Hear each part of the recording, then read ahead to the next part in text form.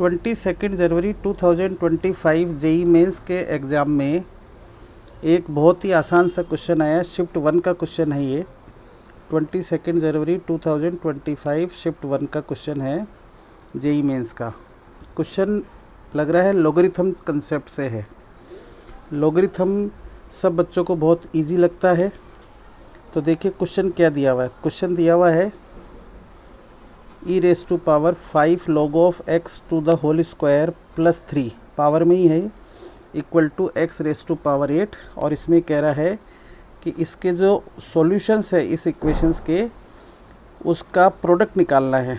यानी ये जो इक्वेशन है इसको जब हम सोल्व करेंगे तो x की जो डिफरेंट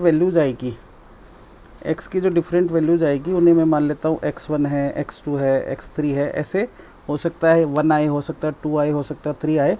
जितनी भी वैल्यूज आएगी उन सब का जो प्रोडक्ट होगा उसकी वैल्यू को हमने मान लीजिए p मान लिया। तो वो प्रोडक्ट निकालना है p। तो हमें इसको सोल्व करना है। सोल्व करने के लिए हमें इसको इस फॉर्म में लाना पड़ेगा जिससे हम आसानी से सोल्व कर सके हैं। तो क्वेश्चन कॉपी कर लेते हैं हम। क्वेश्चन दिया हुआ है e⁻5 times of log of x to the base e whole square plus 3 equal to x⁻8। इस क्वेश्चन को देखते हैं कहाँ से स्टार्ट करेंगे, कैसे करेंगे। तो सबसे पहले मुझे जो नज़र आ रहा है उसे हम क्या करते हैं, log of x to the base e को एक नया वेरिएबल मान लेते हैं। लेट अस एज्यूम t, ये एज्यूम कर लेते हैं। अब इसमें एंटी लॉग लेंगे तो e⁻t इक्वल टू x हो जाएगा।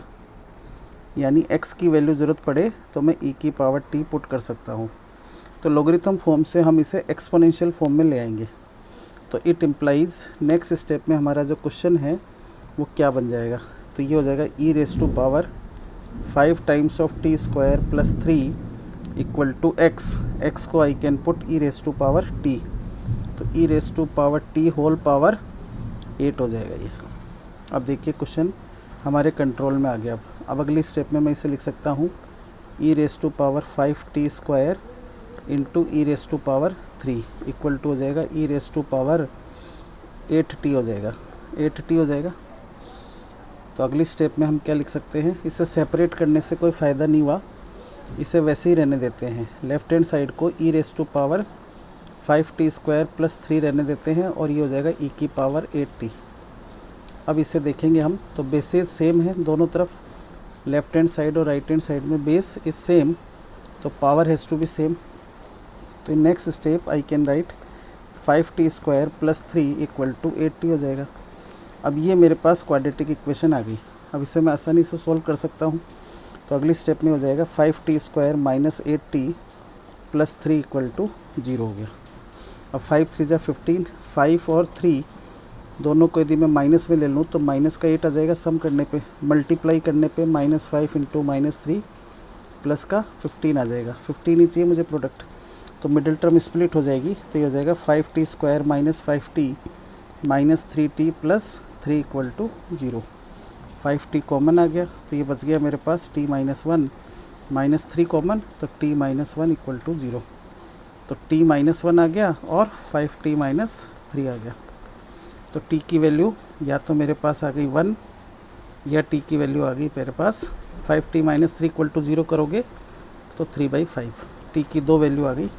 t किसे हमने माना था, t एज्यूम किया था हमने log of x to the base e को। तो यहाँ लिख दिया log of x to the base e, t की जगह लिख दिया log of x to the base e। इसकी वैल्यू आ गई 1, इसकी वैल्यू आ गई 3/5। अब देखिए तो x की वैल्यू आ जाएगी यहाँ से e⁻1 और यहाँ से x की वैल्यू आ गई e⁻3/5। तो x की दो वैल्यू आ गई, तो एक को हम x1 मान लेते हैं, दूसरी को x2 मान लेते हैं। तो x1 आ गया मेरे पास e⁻1 और x2 आ गया मेरे पास e⁻3/5। अब इनका प्रोडक्ट निकाल लेते हैं।